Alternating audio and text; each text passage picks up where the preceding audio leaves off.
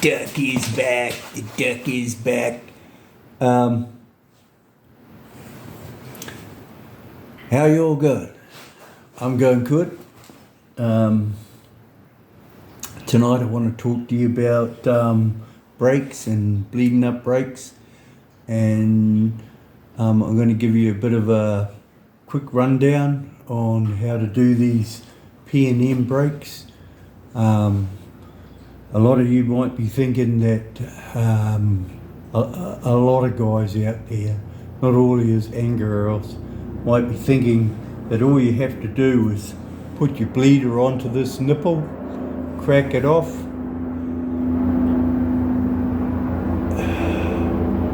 helicopter, that's weird, range just stopped, so I'm just,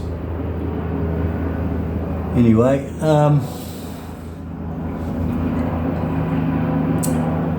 lost my train of thought now. These wing P&M 4-pot calipers, you can't do them on the bike. You've got to take them off the bike to bleed them up, and the reason is that there is, got me pointer again. The reason is these humps in the casting, right? And what happens is that the air, even though the bleed nipple is on here, there's the ability for, on the humps on the other side of the caliper, to to hold pockets of air. So you have to take the caliper off and rotate the caliper. When I say rotate it, turn it, you'll see it. I'm going to do it and show you how to do it, to get the air out of them. And you've got to get all the air out of them. It's quite critical, because air, if you've got air in these pots in anywhere, they will push, because it's two pots on each side pushing like this, whereas the Harley Davidson ones, the older ones anyway, are just one pot pushing from one side. But basically, you've got to get the air out of them so those 4 pots push evenly. If one pot has got air in it, it's not going to push as hard as what the other 3 are doing. And then you get uneven wear brakes, pads, and you get like a spongy brake. There's quite a few things what happen when they're not right. So the first thing I would like to mention is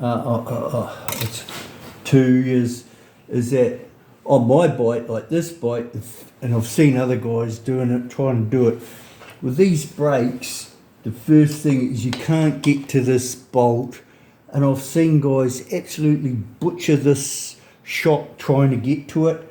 And the easiest thing is just to undo the bolt, take the bolt out. I've already loosened this off, so you know.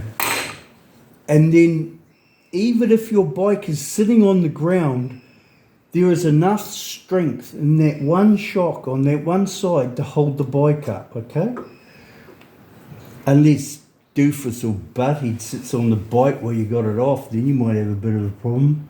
Okay, so and then that gives you access to that one. Obviously, I've already had this off. I wasn't going to do a video on it, and then I changed my mind. That comes off like that, and then that slides off, and then I'm going to spin this around so you can see it. You can see these humps here, you see? And this is where the air gets trapped, in these humps. I'm not going to bore you with detail, but I've had them apart. I know that's where the air gets trapped. I've proven it time and time again. So the first little thing I'd like to show you is this. This is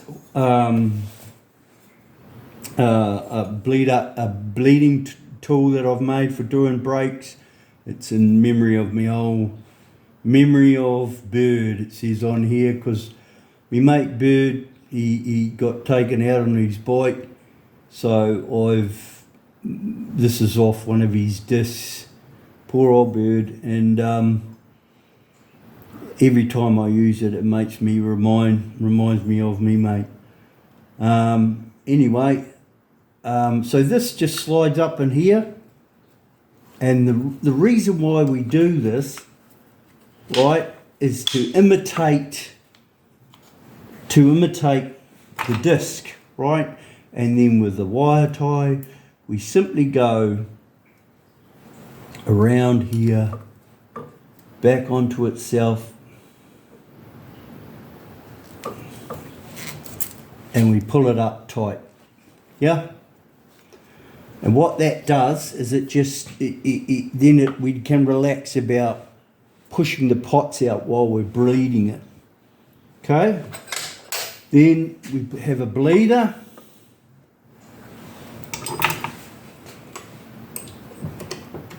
This is the bleeder.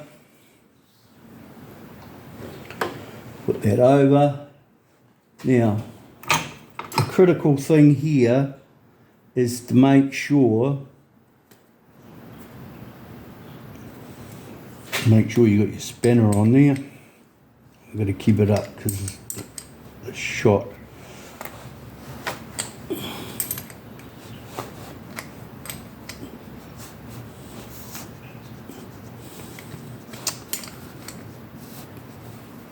We put the bleeder on, just crack it off, nip it off so you can undo it.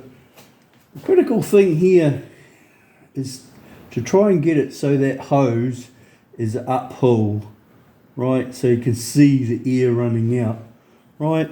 And then I'm not going to be able to reach that pedal, am I? I never thought about that.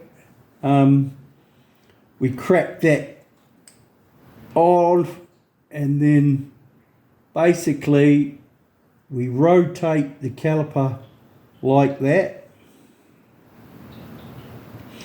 and when we lie it flat like that, this allows the air, if there's air in the other side, to come up through the bleeders, the balancing bleeders on the other side, into this department on this side, and then we roll it down like that. If it's in here, it'll roll down and the air will come up, and then it'll come out here and you'll see it coming out. Now, I'm just going to have to nip that off and get a piece of, an old broomstick or something, and hopefully I can push that.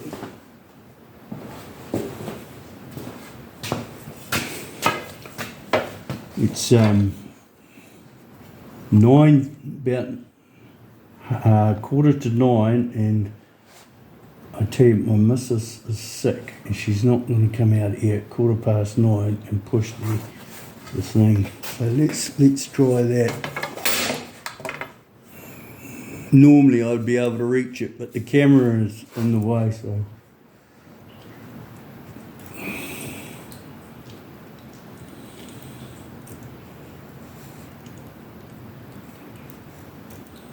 Okay, so you see the fluid, I don't know, see the fluid, and then you can see the air coming up there now, see?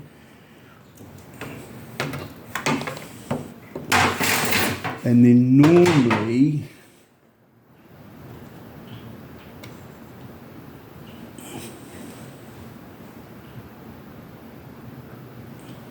I've gone the wrong way now, haven't I? So rotate it that way, so the air can come over to this side. Yeah, see another big blob of air come up there? I don't know whether you can see it, and I can't zero the camera.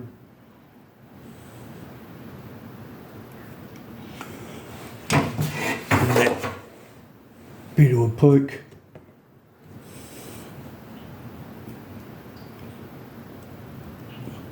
With the air coming out. Oh, I don't know if you guys can see that.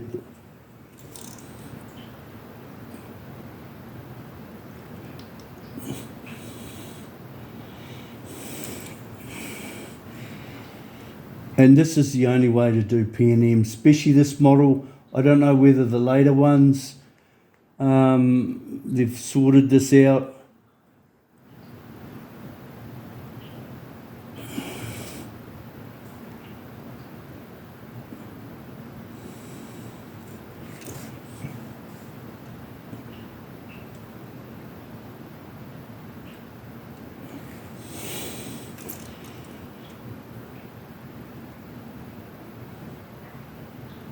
Okay, that's probably going to do it for now. That got most of it. I'll probably let it sit tonight and have another crack at it tomorrow. It's not about me getting everything perfect tonight for you guys. It's just about showing you how to do it. You see the air coming out of there. I've been using this Modu brake fluid 5.1. It's like seven. What does it say on here? $7 per 100 mil. So it's like liquid gold.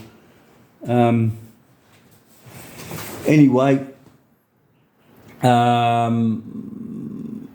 Most of the stock Harley ones, you can normally get on the front of, when they're on the front of the bike, when they're on the hoist here, I can get away with just taking away the front, straightening what keeps the holder, what keeps the front wheel straight, and just turn the bike that way, and that's enough to bring the bleeder up to the highest point, and they'll bleed up fine.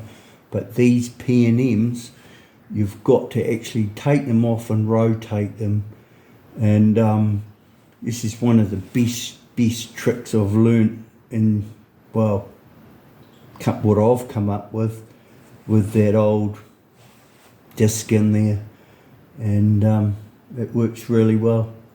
Anyway, hope you guys are having a good one. I'm having a good one. Old Betsy's going back together. So good. I'm not going to service this caliper because I've not long done them all before I went to the South Island. So I'm thinking hopefully they'll be all good. All right. Hope you're having a good one. Keep cool.